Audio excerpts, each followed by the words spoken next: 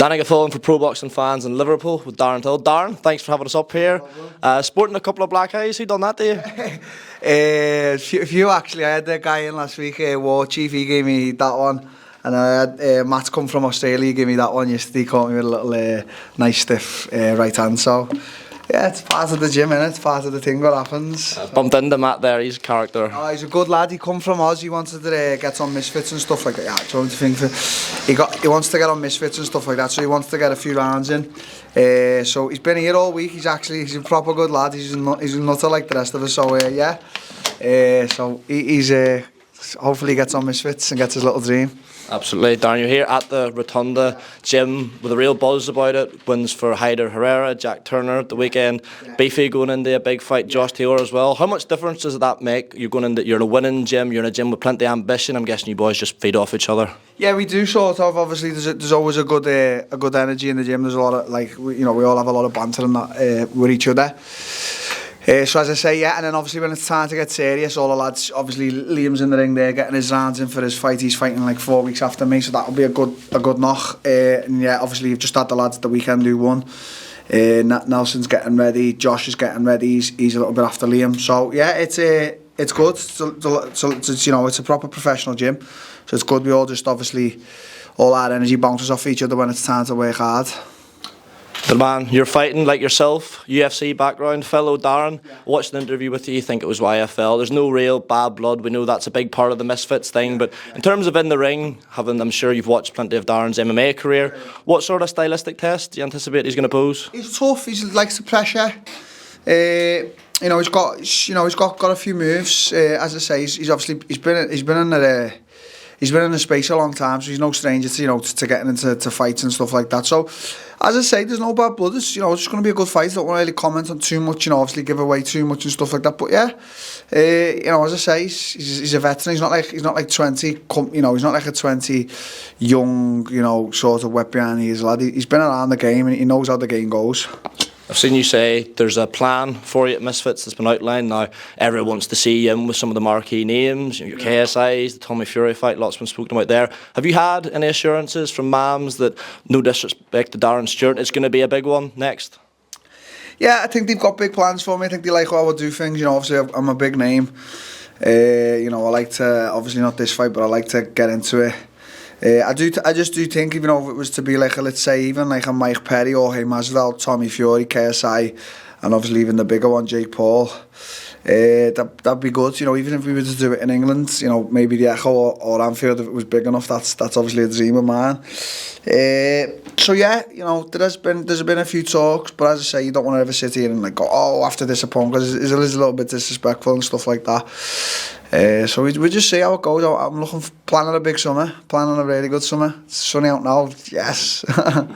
There's every chance during fight week you're going to bump into your old mate John Fury, obviously Roman on the card. How are you expecting that to go? I mean, John's been very quiet since the fight with Tommy and yourself got pulled. He's usually not quiet on fight week. How are you expecting running into John to go? He wants to go. If John wants to say something, he can say something. If he wants to come up screaming and shouting, that's fine as well. I'm not fighting John and I'm not fighting Roman, so I didn't really know much about Roman until he was fighting on this show. But as I say, that'll go however John wants it to go. I'm fighting Darren Stewart. My focus isn't really on John, so he wants to scream and shout. Is that a fight you think could still happen down the line? Tommy Fury, obviously, a lot was said about what happened first time around. Do you think there's any interest from their side, the Misfits side, of making that happen? I hope so, yeah. Obviously, Tommy's a big name, isn't he? Still, even though he went running. I seen him running a marathon. I think he went running to the marathon. I'm not too sure. But as I say, only time will tell that. What I don't know if Tommy's in the gym or not either. Do you know what I mean? It looks like he's always away on holiday and stuff like that. I know he was having some personal issues with in his family life and that and stuff. So I don't know. I really don't know. All I know is that I'm always in the gym every day. That I live it. So I want to talk to you about another man on the card, Dillon Danis. Now, you've actually had a bit of history with Dillon, a few DM exchanges, things been said in the public sphere. Just your thoughts on Dillon. I see a lot of people in the MMA world who are a bit surprised at the opportunities he's getting, given his career in MMA. I think he's only had 2 professional fights. How does it feel as well, given the success you had in your Misfits debut, the success you had throughout your UFC career that you're fighting on technically Dillon Danis' undercard? It's all can get you places, doesn't it? He's one of the best at it, especially online. I think he chokes a bit when it comes to face, but you know, talk can get you places. So props to him, innit? Making a few quid. How do you anticipate his fight with KSI is going to go? I think KSI will beat him, but I think it'll be a lot of pushing and shoving, and Dillon will probably try and make it a dirty fight, like a scruffy fight, like not look good, stuff like that. Darren, whilst I've got to get your thoughts on, now Misfits is known for the tasty press conferences. We saw a bit of that transfer into the traditional boxing world with Chris Eubank Jr, Conor Benn. First of all, what do you do if someone slaps you with an egg at a presser? It's tough to say, isn't it? It's that cliche of everyone says, oh, I'll do this and I'll do that. I would have done this. But it's really hard. There's 5 security each side. There's a lot of people. So it's hard to do. You know, I wouldn't like that, me. Like, I really wouldn't like it. But it was really entertaining. Eubank says he'll retire if Ben beats him. Can you see where that thought process comes from? Obviously, Conor stepping up 2 weights, the amount of bad blood there's been. Yeah, maybe then you just don't know. Maybe where does he go from there if Conor beats him? I'm not trying to say Conor's any less of him, but yeah, Chris is obviously the guy who should beat him because he's a lot heavier, maybe more seasoned. But you know, it's definitely a 50-50 fight in my eyes. I think Conor's going to beat him. So yeah, you can see where that thought process comes from. But you know, who knows? I know Chris likes to play poker a lot, so maybe comes back for the money or something. Don't know. We've got through all the juicy bits. Just, are you happy now? You feel as if like you were sort of in a bit of limbo after the UFC career, didn't go the way you'd wanted. You've got this structure now. Has boxing sort of, you hear people talk about it all the time, given them that structure, given them that reason to get out of bed? Do you feel as if that's applied to you since making this transition? Yeah, obviously. Sometimes when you just train with no goal, it's hard to like stay in the gym and do the sparring and the rounds and stay motivated. But obviously, when you've got a goal and a plan in place, then it's a lot easier. It's like, well, I've got a plan, I've got a goal. You know, I'm working towards something. So that's where the motivation and dedication comes from, isn't it? Last thing I want to get your thoughts on. It looks like your old gaffer Dana White is going to make a move into boxing. How do you see that? That link up between himself, Turki Al-Sheikh, they want to supposedly put a sort of UFC model into place in boxing. You've dabbled in both worlds. Do you see that working?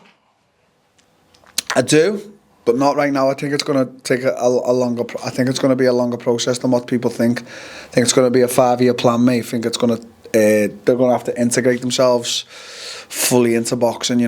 Obviously get the tentacles into it. So I like it. I like the idea. Obviously got the money, behind Turkey. He's as we say, the money man. So it's going to be interesting to see where it goes, I think. How do you see a potential UFC pay structure working in boxing? Obviously everyone's earning a fortune now in the Saudi thing. Could that be a sticking point if that's what Dana wants to implement? But I think Turkey will probably I think Dana will know how to do it differently. So I don't know. It's tough to say. Yeah, pay point will be a big one. I think that'll be the number one, like on everyone's lips, just as to say. Before we wrap up, Darren, tell the people why they should turn into your fight with Darren Stewart a couple of weeks' time. Because I'm fun, I'm entertaining, I bring a good vibe, a good energy, and there's one thing about me, I do like to fight, so it's when I'm in there, it's 8 rounds, I'm going to be getting stuck in, so that's good viewership. That's what we all watch it for, to be entertained. People like violence, so yeah, it's like modern day gladiators. Absolutely, Darren Till, thanks for the time. Cheers, mate, appreciate it. No bother, thank you.